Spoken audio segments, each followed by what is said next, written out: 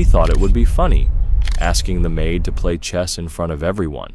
5 moves in, nobody was laughing anymore. You ever met a man so wealthy he forgot how to be human? That was Gregory Alton, CEO of Alton Cloud Systems. Built his fortune on software and data solutions, but somewhere along the way, he stopped seeing people, unless they came with a Rolex or a golf handicap.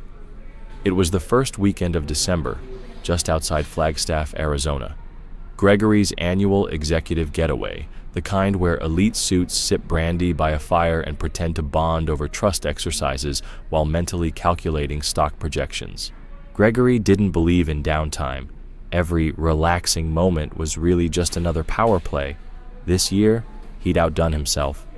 A private 4-acre property with 7 bedrooms, a wine cellar, and a handcrafted chessboard made of marble and oak right in the middle of the grand hall, center stage like a trophy.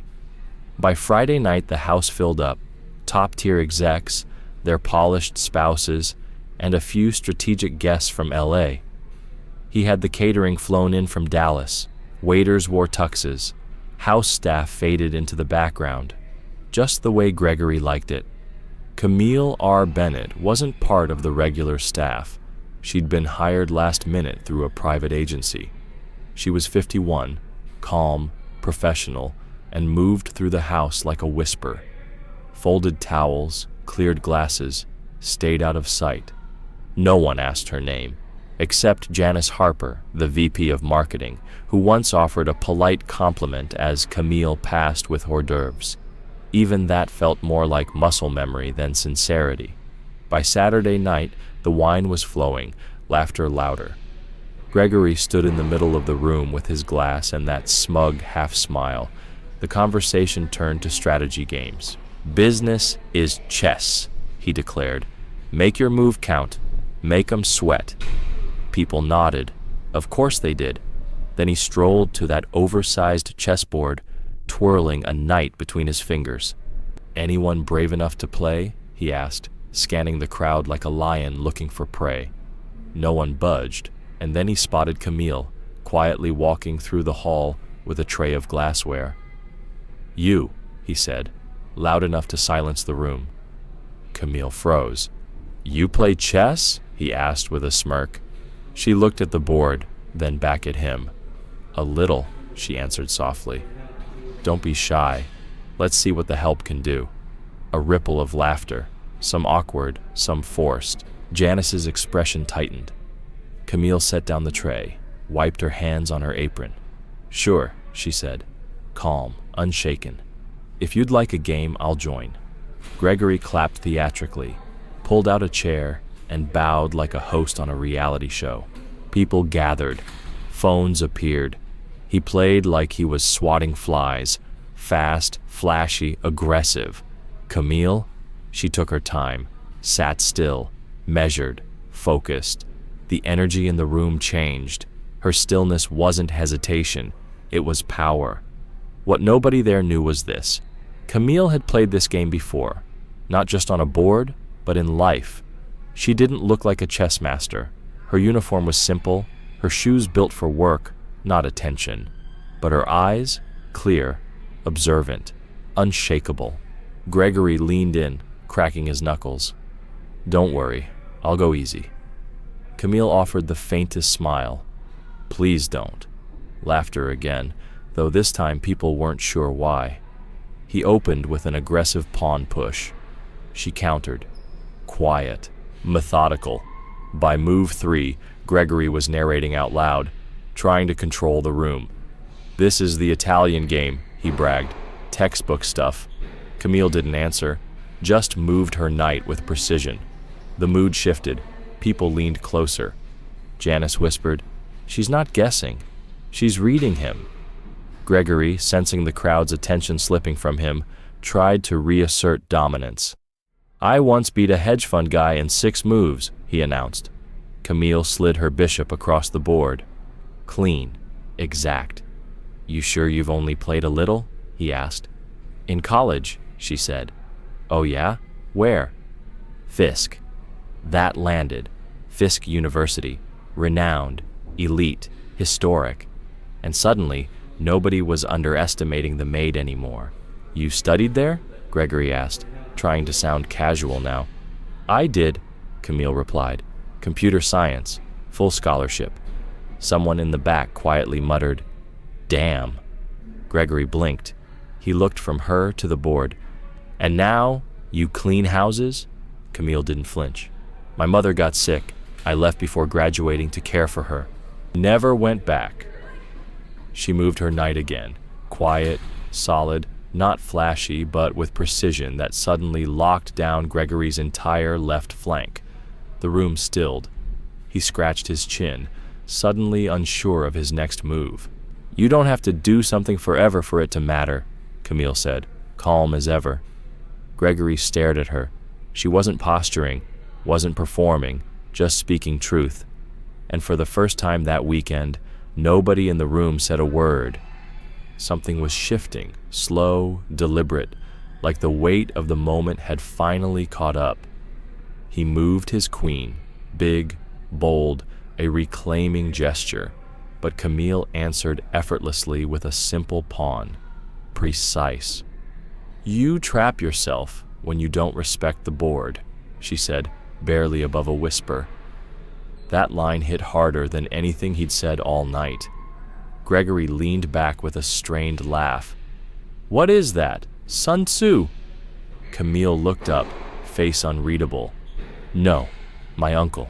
He worked at a tire shop in Memphis, played chess on milk crates during his breaks." The room absorbed that. It carried weight, a different kind of wisdom, one Gregory had never been close enough to hear before. He looked back down at the board. Something was off. His queen was cornered. The rook, trapped. The knight, useless. He leaned in, squinting. "Hold on," he muttered. Camille didn't move, didn't blink, just waited. Janice stepped closer, hand over her mouth. Alan Drake, the CFO, leaned in too. Phones were forgotten. Even the servers slowed to glance. Camille reached forward. Her rook glided across the board. "Check," she said softly. Gregory's eyes widened. The room went silent, but if he thought this was just luck, he was about to learn how deep Camille's strategy ran. He stared at the board like it had turned on him. His fingers hovered over pieces, bishop, knight, back again, as if trying to force an escape that wasn't there. "You've got to be kidding me," he muttered under his breath. Camille sat motionless. No grin, no satisfaction. Just steady, like someone with nothing to prove. Gregory cleared his throat. "All right," he said louder. "You've got some moves. Maybe I underestimated you." A few polite chuckles, unsure of what the joke even was anymore. "But let's be real," Gregory continued, still wearing that shaky smile. "One check doesn't mean much. Game's still wide open." Camille nodded once. "Of course. Take your time." He moved a pawn, clumsy, reactionary. "You should have castled," she said gently. Another piece snapped into place. Alan raised an eyebrow. "He's boxed in." Gregory threw him a glance. "It's just a warm-up." But nobody laughed. Janice leaned forward. "She's building a trap. Look at the center." Gregory squinted, leaning closer. He didn't want help, but now he needed it. Camille's voice remained calm. "The board doesn't care who you are, Mr. Alton. It only shows how you think." The room felt that, a shift in the air, because this wasn't just a casual match anymore, and everyone knew it. Gregory hadn't invited Camille to join as an act of goodwill. It was a stunt, a moment for attention. She was supposed to stumble, to reinforce a hierarchy none of them questioned, until now. But Camille didn't stumble. She played, and with every move, she reminded them how wrong they were. "Wait," Gregory said, raising a hand. "Let's pause. Reset. Start fresh." Camille raised an eyebrow. "You want to start over?" He hesitated. "It was just for fun, right? Nobody's keeping score." Her reply was soft. "Only people losing say that." It wasn't sharp, wasn't mean, but the room reacted like a slap. "She's not just playing with him," someone whispered. "She's playing through him." Gregory swallowed. "All right then, he said sharply. Let's go. Camille moved. Her knight slid into position, trapping his rook between her queen and bishop. A collective gasp. She's closing in, Janice murmured. Gregory's face flushed. He looked up, eyes darting between his guests. These were his people, his circle. But here, none of that mattered. Because in chess, money doesn't move the pieces. Only skill does, and Camille had it. Gregory let out a forced laugh. She probably grew up playing on porches or something, right? Camille's jaw tightened. The room went still. No, she said, her voice steady. I grew up in a 2-bedroom apartment above a barbershop in Little Rock. We didn't have a porch. We had a coffee table with a broken leg and a second-hand board missing 2 pawns. She looked Gregory straight in the eye. I used bottle caps to replace them, still beat my brothers every weekend. That wasn't just a response. It was a truth bomb. A reminder that she didn't learn the game in luxury, but in the quiet corners where resilience was the only currency. And it built a discipline no paycheck could buy. Gregory glanced at the board, moved his queen to defend, but too late. His right flank was wide open. Check again, Camille said calmly. No one reacted. The room was locked in. The harder Gregory pushed, the clearer it became. This wasn't just a match anymore. It was a reflection, and he didn't like what it showed. By the 7th move, the atmosphere had shifted. No more polite laughter, no knowing grins, just silence. Gregory stiffened in his chair. His fingers tapped the table's edge. He was used to control, owning every space he walked into. But here, in front of this simple board, Camille had taken all that away, without raising her voice or breaking a sweat. He tried to play it off, took a sip of his drink and chuckled. You'd think she was Magnus Carlsen or something. Let me breathe. No one laughed. Camille said nothing. She didn't need to. Her queen moved to g5, another squeeze. His knight trapped, rook useless, king out in the open, exposed. She's suffocating his defense, Alan murmured. Janice nodded slowly. And she's not rushing. That's the worst part. Gregory's eyes darted over the board like a man trying to reason with a clock he couldn't stop. He moved a pawn, any pawn, to delay the inevitable. Camille's hand moved. Her rook swept to the corner. Double threat, she said. Check in 2. Someone whispered, wow, under their breath. Gregory's jaw locked. Okay, now you're showing off. Camille looked up, unshaken. You invited me to play. I'm playing. It wasn't attitude, it was truth. And it left no room for ego. He exhaled sharply. You trying to prove something? She leaned back, hands folded. No. I'm just done pretending I don't know how to win. That line, flat, honest, final, hit the room like a thunderclap. Janice turned to Alan, whispering. She wasn't just playing chess. She was reading him the whole time. Gregory scrambled for control, moved his bishop, desperate. Camille didn't even blink. I told you, she said gently. 3 moves. She slid her queen forward. Checkmate. Gasps. One of the assistants dropped their glass. Silence gripped the room. Gregory froze. His hand hovered, then dropped. He couldn't talk his way out. Couldn't laugh it off. Couldn't ignore what just happened. He rubbed the back of his neck, avoiding every eye in the room. Camille stood, not rushed, not slow, deliberate. She adjusted her apron, then quietly began resetting the pieces, one by one. Gregory watched her hands, stunned, speechless. This wasn't how it was supposed to go, he muttered. Camille met his eyes. I know, she said. That's the problem. No malice, no pride, just truth. She turned to leave, her steps soft against the floor. Wait, Janice called after her. Camille stopped. Janice cleared her throat. That was impressive. Camille nodded, warm but brief. Thank you. Gregory muttered behind her. Guess you're more than just a maid. Camille paused. I always was, she said. You just didn't see it. And that was the real checkmate.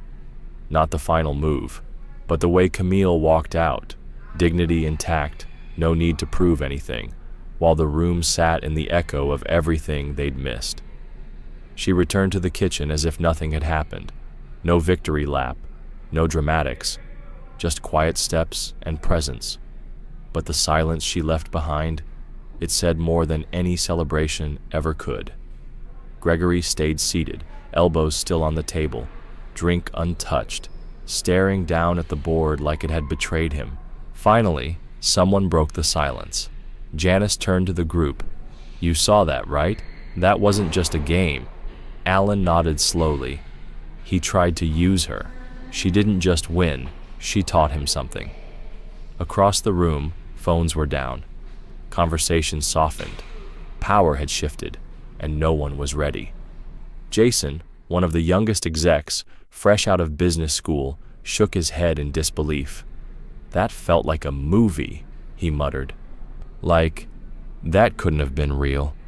Oh, it was real, Janice said softly. You just weren't ready for that ending. Gregory finally pushed himself back from the table. The chair scraped sharply against the floor as he stood. No words. Just the look of a man who'd spent his life thinking he was the sharpest in the room, only to find out too late he wasn't. He glanced around, caught a few eyes, then dropped his gaze. The guests began to drift away, their voices returning in low, unsure tones. But the mood had shifted. Something unspoken hung in the air. People were watching Gregory differently now, not with awe, but uncertainty. Not as their leader, but as someone exposed. In the kitchen, Camille rinsed a few glasses. No drama, no display, just another quiet task in a career of quiet tasks. But this time, something had changed. Even if she didn't say it, you could feel it. Janice stepped into the room. Camille didn't look up right away, but she sensed her presence. Hey, Janice said gently. I hope that didn't make things harder for you. Camille dried her hands with a towel. You mean harder than being called out in front of 30 people? Janice looked down, a little ashamed. Fair. Camille gave a small smile, not bitter, just knowing.